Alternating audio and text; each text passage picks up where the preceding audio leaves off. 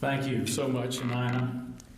Well, we've got, as you heard, a very special program lined up today for you. But before we begin, I need to thank several people who helped put all this together. First of all, and I'm going to properly introduce him in just a second, but Ted Moore and I have spent a lot of time talking together, reading together books, and preparing for this. When you see the exhibit over here, the Viet Cong flag in the center was captured by Ted and his unit. Also, the helmet that is on the table closest to us belonged to Ted as well. And I want to thank you for loaning that. And there's a picture of Ted on the table over here too, so be sure to see that on the way out. David Rosenblum, always a great help, and thank him for identifying the photograph of his father. So when you leave today, there's a picture of Rosie Rosenblum, then Lieutenant Colonel Rosie Rosenblum, and was in command of a battalion in Vietnam, and there's a photograph over here of him with his officers in his battalion, which was a part of the 101st Airborne. Tom Roberts, Tom, are you here? Tom, thank you for your help in putting this together today. You're going to hear a little bit about the Tet Offensive. Many of you remember that. Tom was there in the embassy that day when the Viet Cong attacked on January 31st, 1968, commanded a company of MPs protecting Ambassador Bunker. So thank you for your help. We're actually going to be beginning a Vietnam War veterans project, and because we want to identify all of you out there. And we're talking about not only those of you who went to Vietnam, but any of those of you who served during what's called the Vietnam era from 1961 to 1974-75. So you'll be hearing from us and hearing from Tom as well. My friend Charlie Crawford came down from Atlanta all the way today to hear this program. He is a Vietnam veteran. I did not have room for this photograph, but be sure and see this when you come by. It's a picture of Charlie. Well, it's his father, who was in World War II, his brother, who was in Vietnam, and then Charlie, who was in Vietnam as well. So I'll have this up here. I also want to thank Lee Holliday, and that will become clear in just a minute why I'm thanking Lee for his part in helping with the program today. Well, no event in American history has proven as controversial or as misunderstood as the Vietnam War. To this day, most Americans only have a vague idea of why our country was in Vietnam, partly because our national leadership was not sure why we were in Vietnam, what the objectives were, or what victory looked like. Half a century later, we continue to fight over who lost the war. The military blamed the politicians, claiming that America's political leadership forced our troops to fight with one arm tied behind their back. The politicians blame the media, which they claim turned the nation against the war by bringing bloodshed into America's living rooms each evening through uncensored television coverage. The American people held both the military and the politicians responsible for misleading the country about the progress of the war and continuing to fight simply because they did not know what else to do. Within the military itself, many of the junior officers blamed the top commanders for insisting on waging a conventional World War II style conflict where pitched battles, taking ground, and holding key cities meant little against a well-trained and highly motivated enemy who skillfully employed guerrilla tactics. The alternative strategy, using enemy body count as a measure of success, resulted in a high number of civilian casualties and committed the United States to a war of attrition which it could not sustain.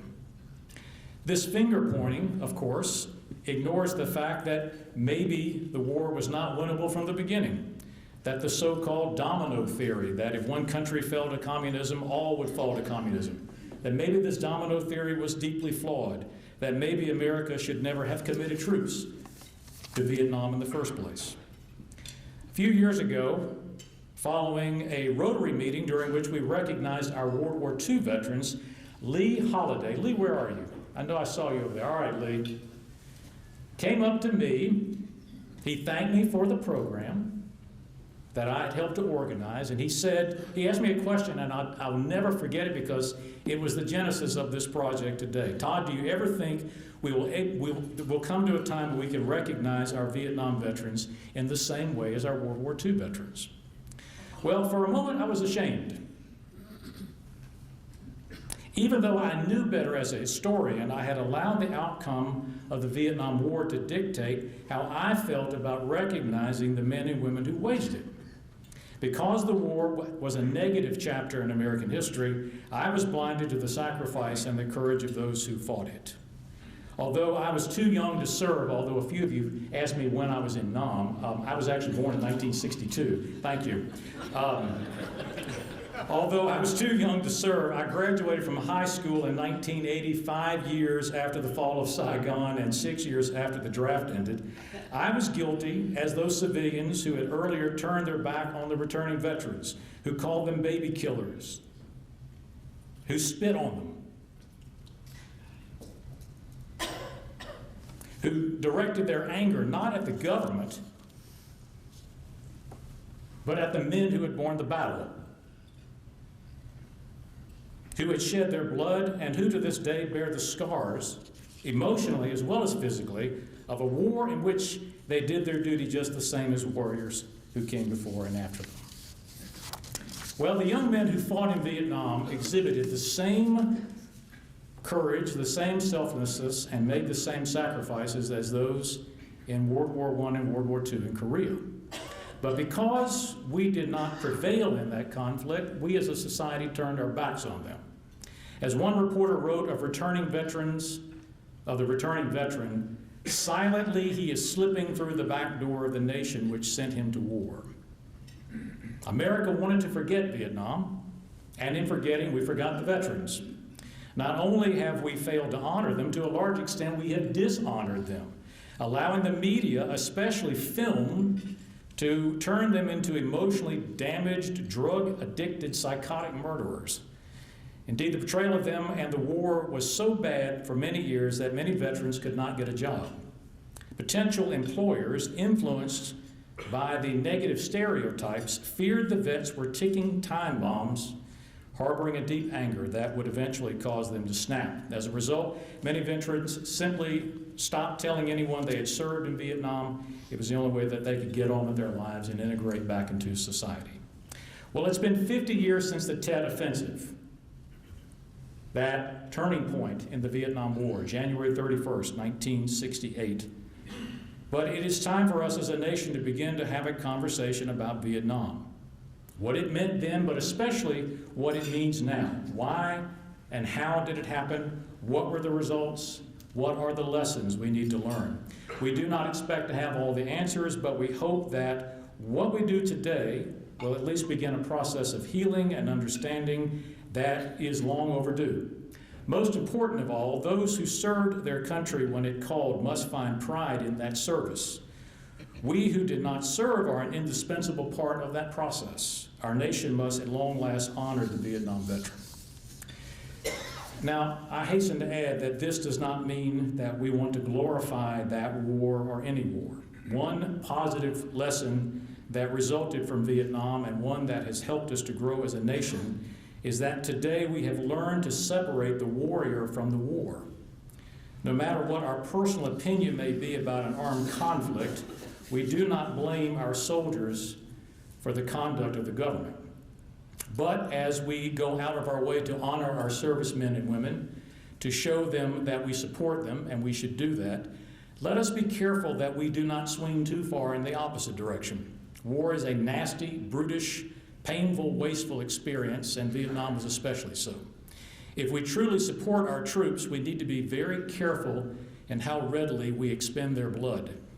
In 1992, former U.S. Army General and Secretary of War Alexander Haig, Secretary of State Alexander Haig, was asked by Dick Cavett what he would say to a mother whose son was killed in action in Vietnam. Haig replied that he would tell her that her son died for freedom. And Cavett said, so we wouldn't be free today if we hadn't gone into Vietnam. Is that what you're saying? And Haig said, no, that's not the point. He said the young patriots who served and their families should be proud of their sacrifice.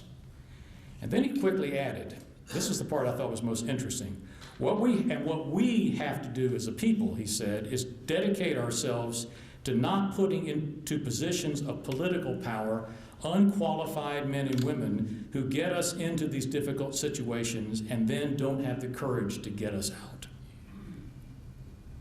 Now, as part of this healing process, we will now do something that we've never done before as a club. We will recognize our Vietnam veterans and only them as a group. On Veterans Day and other occasions, we ask all those who served at any time in the U.S. military to stand and be recognized, but we have never acknowledged just those who served during the Vietnam War and the Vietnam era. That's important, Vietnam War and Vietnam era. So in just a moment, we're going to ask all of you who wore the uniform of our country during the period from 1961 to 1975 to stand and be recognized. Now, I know, having talked with you, that some of you are hesitant to stand, especially those who, for whatever reason, did not go to Vietnam. You were either stationed elsewhere in the world or served in the reserves of the National Guard, and therefore you don't think you deserve the same recognition along with those who actually went to Southeast Asia. I understand, but I also respectfully disagree, and so do your brethren who went to Vietnam. So, to ensure that all the veterans of the Vietnam era stand and be recognized, we have asked our highest-ranking Vietnam veteran, Lieutenant General Rosie Rosenblum, to take command and to call you to attention. Because this I know, you can ignore me, but you will not ignore a direct order from a superior officer. So, General Rosenblum, if you will, sir.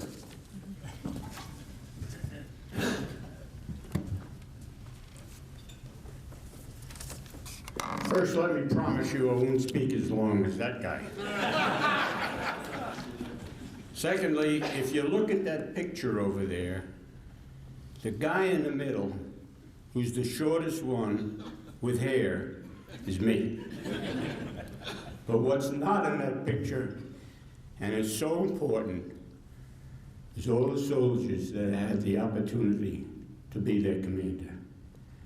And I loved it. And I had 2 tours there in that country. But anyway, be that as it may. It's been rumored that some veterans might either be humbled or less than proud of their service during the Vietnam era. So I've been asked to call those who served in the armed forces, and for those who don't understand that term, that's the Army, Navy, Air Force, Marine Corps, Coast Guard, who served there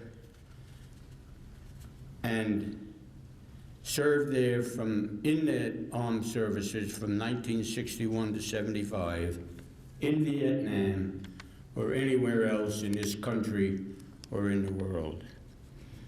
So for all you veterans, as the oldest veteran in this room probably, I ask you to stand. If you don't understand, veterans, attention, hut!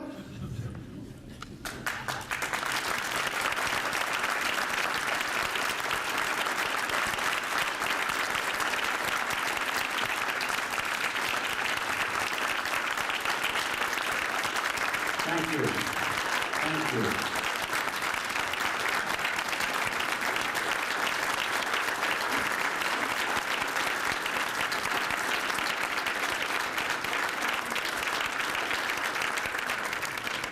I am pleased at the response of our fellow Rotarians and guests, because there's nothing like a guy who is proud to have served this country like these guys have been out here.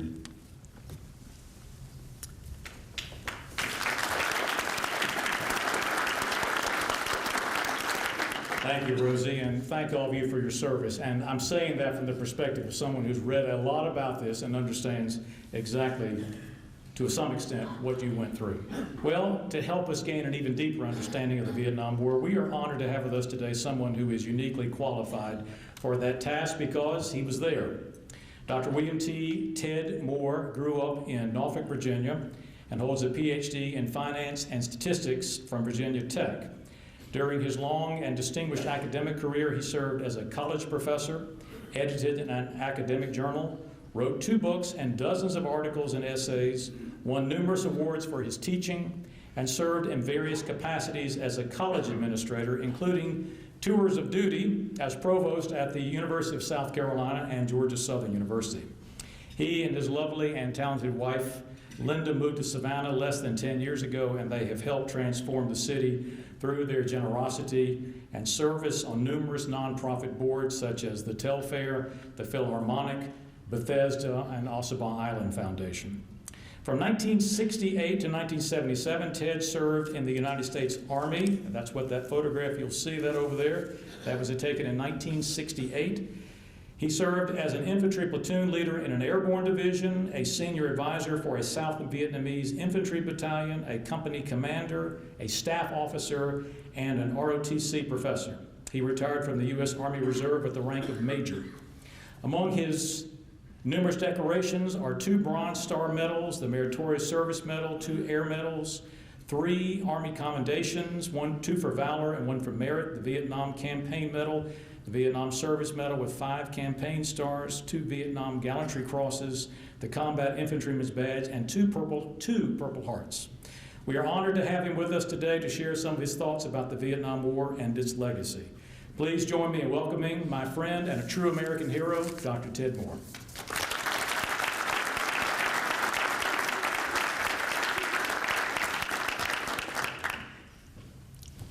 Thank you, Todd, for that wonderful introduction. I hope I can live up to that.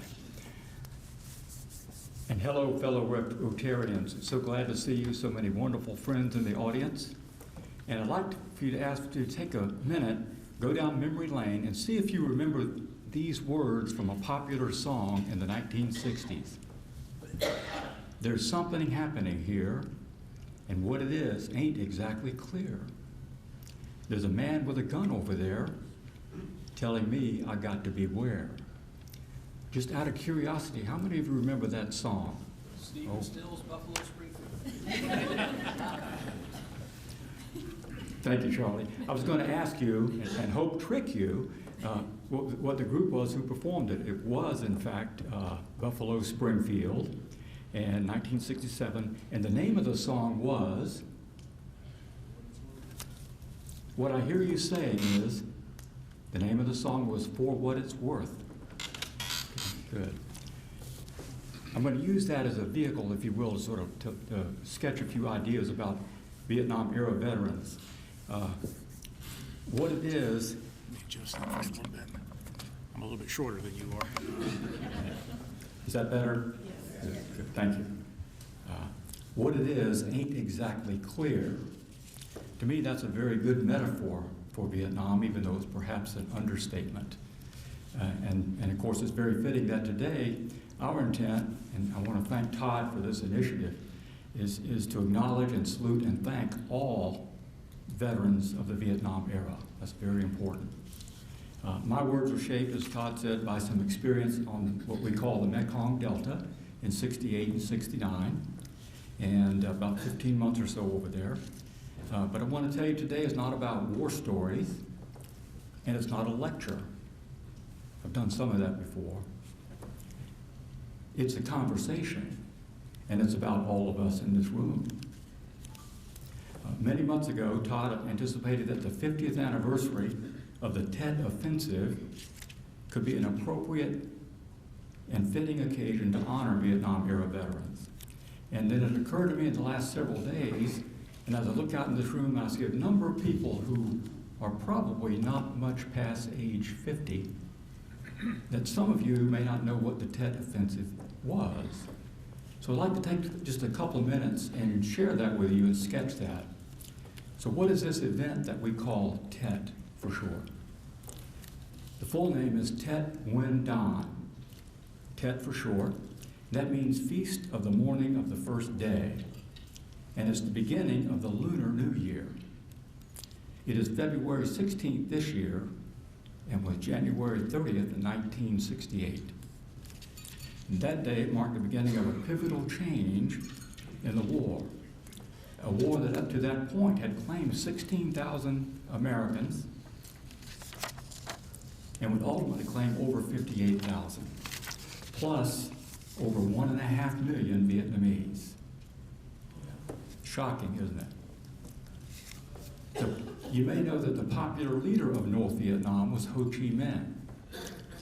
Ho Chi Minh opposed the Tet Offensive, as did General Giap, who had expelled the French from Vietnam in the mid-1950s. They said, "Wait, it's too soon." Their words were not heeded. The Tet Offensive in 1968 featured at least 100,000 North Vietnamese and Viet Cong attacking every major city and town in South Vietnam. That's about 100 targets. One of their aims, they had several, but one of their aims was to trigger an uprising and a revolt of the South Vietnamese population against the government of President Nguyen Van Thu and Vice President Nguyen Cao Ky. It turns out, of course, Ho Chi Minh was right. It was too soon. The communist forces were defeated with losses estimated at about 40,000. U.S. and South Vietnamese casualties were high as well.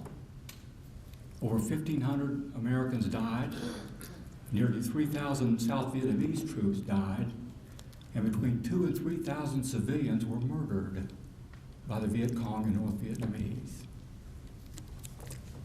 And there was no general uprising, no revolt against the two key government.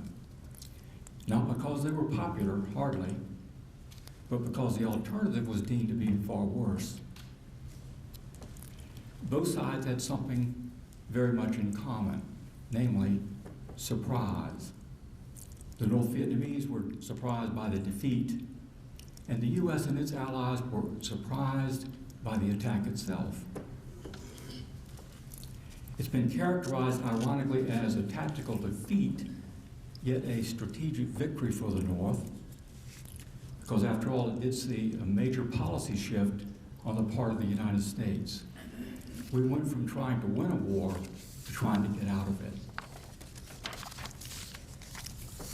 What I'd like to do today is introduce you to a soldier, an Army soldier, and we could just as well consider a representative of any other branch. They all served during Vietnam and in Vietnam. Here and now, how many of our Vietnam-era veterans here were in the Air Force?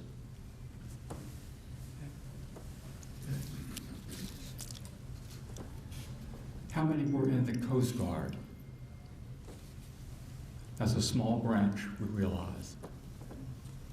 I have to lower my voice for this, but how many were in the Marines?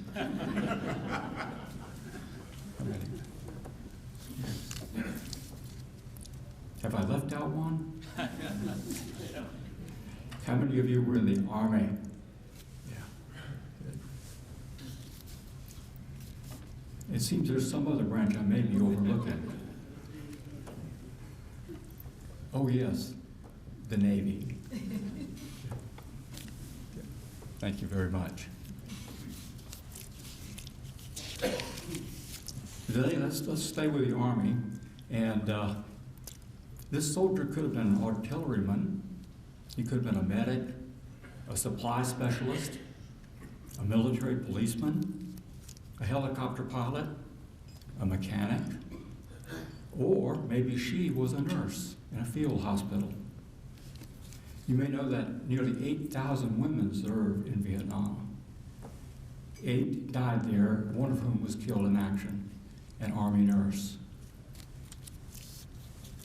Let's say our soldier was an infantryman. These are the foot soldiers. And you may know their central role in war is to close with and destroy the enemy. That is brutal, nasty business. Those 6 words say all of that, don't they? Close with and destroy the enemy. There's no way to make that gentle or civil. It isn't. Now in Vietnam, the infantry also had a very popular nickname. What were the Army infantry guys called in Vietnam? Anybody remember?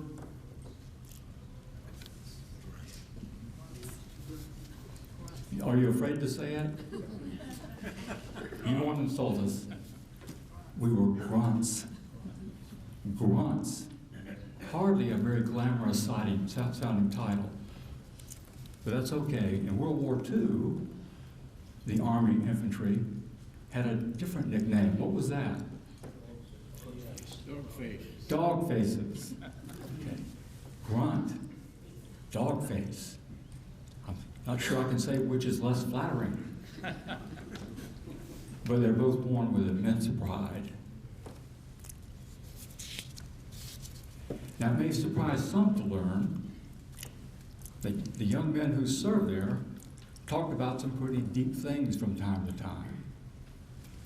It was not always about girls and home life and girls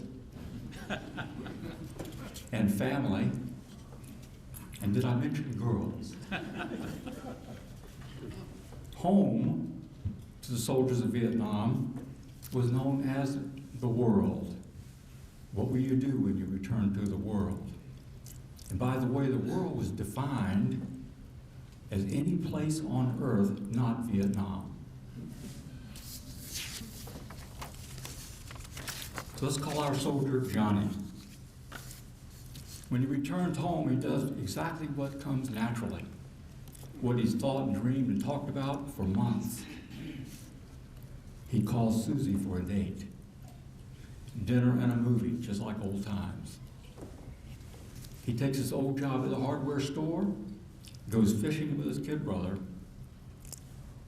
just like they used to. At some point, though, Johnny begins to realize that Susie isn't the same. And the hardware store is nothing like it used to be. Even Mom and Dad seem to have changed. There's something happening here, as the song goes. They've all changed. Of course, you and I know it's not they who have changed, it's Johnny. I want to read to you a quote from a very recent book called Enduring Vietnam by Dr. James Wright, a very fine historian. And this quote, I think, will describe well what's going through Johnny's mind right now. You have survived your journey to war. However, it is a different you who is leaving. You're absolutely not the same person who started your journey months earlier. That's from a Marine rifleman. Very appropriate for Johnny, too. So will I ever be the same again, Johnny wonders. Now please know that nothing I'm saying implies that Johnny has had some type of a psychotic episode or an emotional breakdown. Feeling lost following such an extraordinary experience is not abnormal. So yes, Johnny has changed. And you know, so has our nation. Indeed, if we can follow Johnny's question and ask the same thing. Will we ever be the same again? We'll take it from Johnny, no. How have we changed as a nation? Here's a little perspective. You may know that over 9 million Americans served on active duty during the Vietnam era. Over 3.4 million served in what we call the Southeast Asia Theater, which included Laos and Cambodia. Over 2.7 million Americans served in country, in Vietnam itself. And in addition to the 58,000 servicemen and women who died there, over 300,000 were wounded, and hundreds were captured and held under unspeakably bad conditions. So certainly certain profound changes are inevitable in light of these tremendous costs and the broad reach of this long war. For example, you may know that the Vietnam War brought the end to the draft and the launch of the all-volunteer military. Think of the massive social changes we've seen as a result of that. I can tell you, and I'm sure many of you in here can tell us, what it was like to be a 16, 17, or 18-year-old boy in the 1960s, living with a specter of compulsory military service in a hugely unpopular and dangerous war. The voting age was lowered to 18. You may have heard the expression, well, if you're old enough to die for your country. It brought about something called the War Powers Act of 1973, which seriously limits the ability of a president, coming back to Todd's point, to commit combat forces. The Vietnam Syndrome, as it's called, has been invoked ever since as a warning against overly aggressive intervention. And finally, and perhaps most important, the war drove a wedge. Deep mistrust of government became commonplace. Isn't it still? So let's come back to Johnny. Yes, his change is enduring and is inevitable, but what's next? Well, if he's willing to push ahead into rather uncomfortable territory, he may ask, can I reflect on and confront the experiences I've had, horrific though many were, and allow them to help shape and mold me to becoming a better person? It's my opinion that most Vietnam veterans, perhaps not all, but most, have confronted that question. And I'd like to tell you what I believe Johnny's answer to that question is, as well as all other Vietnam veterans as well. There's a book called We Were Soldiers Once and Young. How many of you are familiar with that book? Good. Major motion picture, Mel Gibson. About a battalion in the 1st Air Cavalry Division that fought a very, very substantially larger force of North Vietnamese, 1965.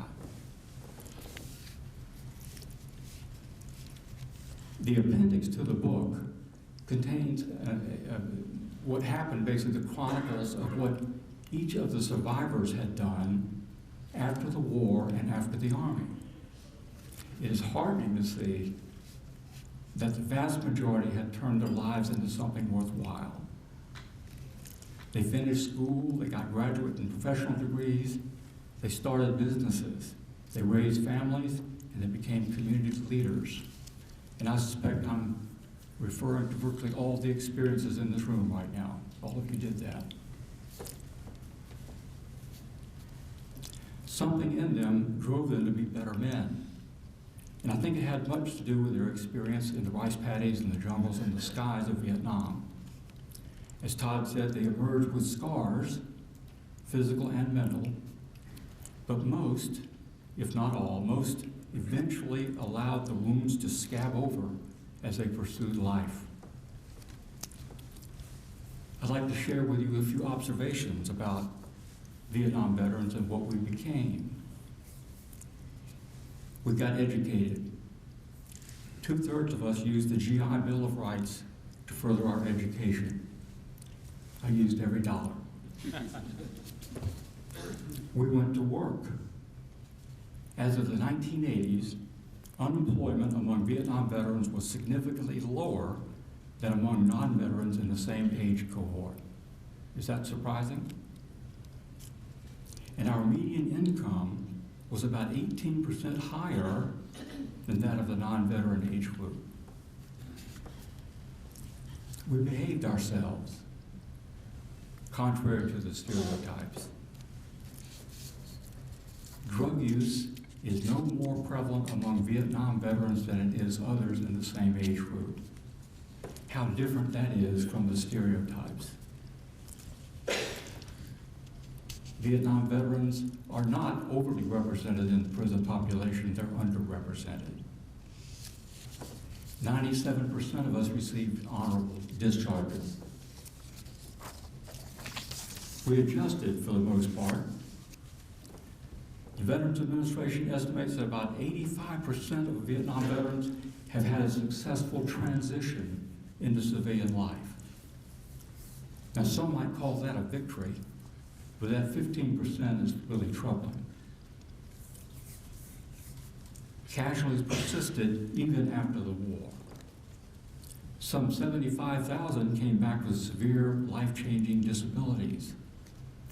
Many of our brethren were and are afflicted by homelessness and suicide. Defoliants, such as Agent Orange, we've all heard of, continue to take a toll.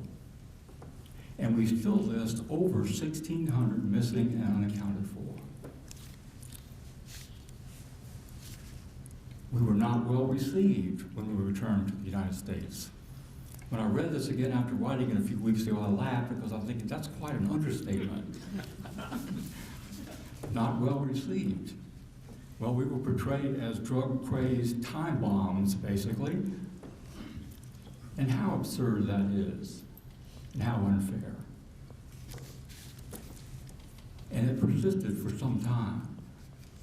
A Harris poll done in late 1980s found that 87% of Americans held Vietnam veterans in high esteem.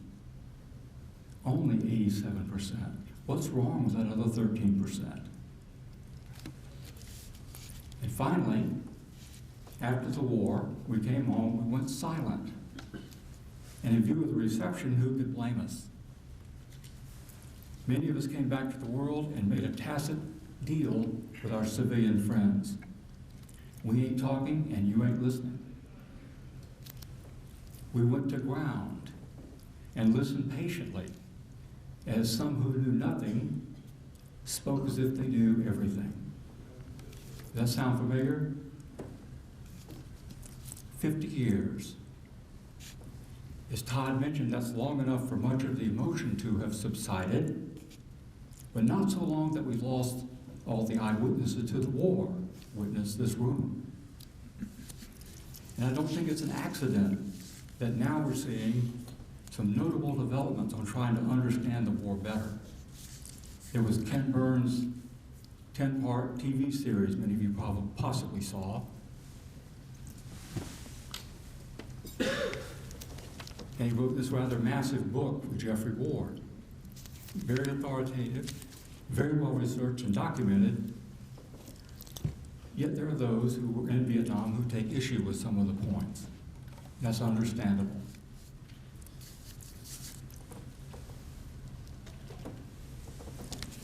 The book Way 1968 by Mark Bowden came out last year as well. And it tells the story of the Battle of Way, and it tells, since that was about a 3.5-week encounter, and it portrays Way correctly as the turning point in the war, when American resolve began to disappear.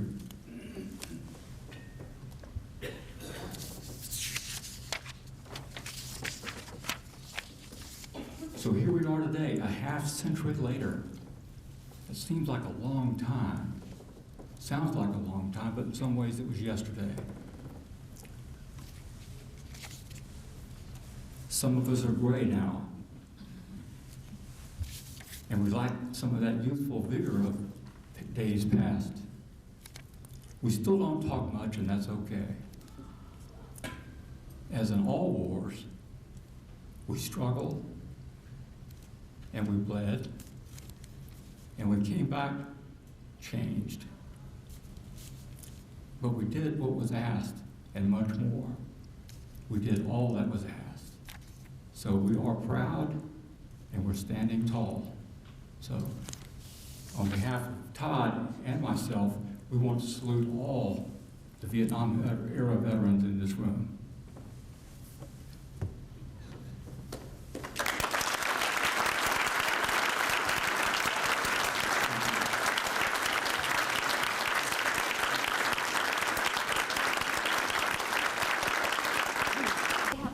But I do have a small comment, and that is, let's not forget the wives of those brave soldiers.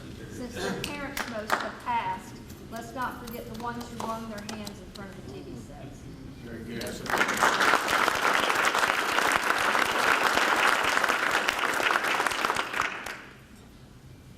What has history said about General Westmore?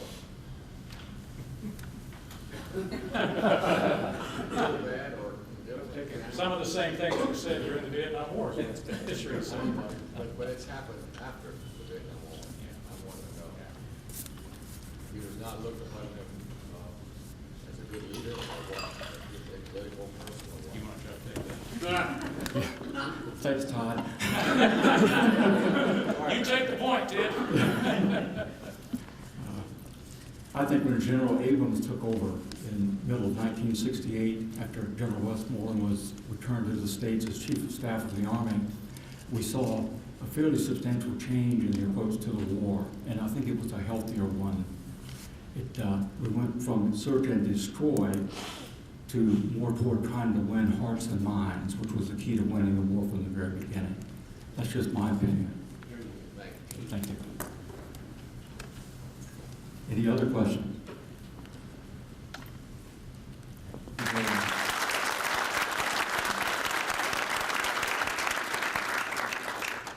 Well, we thank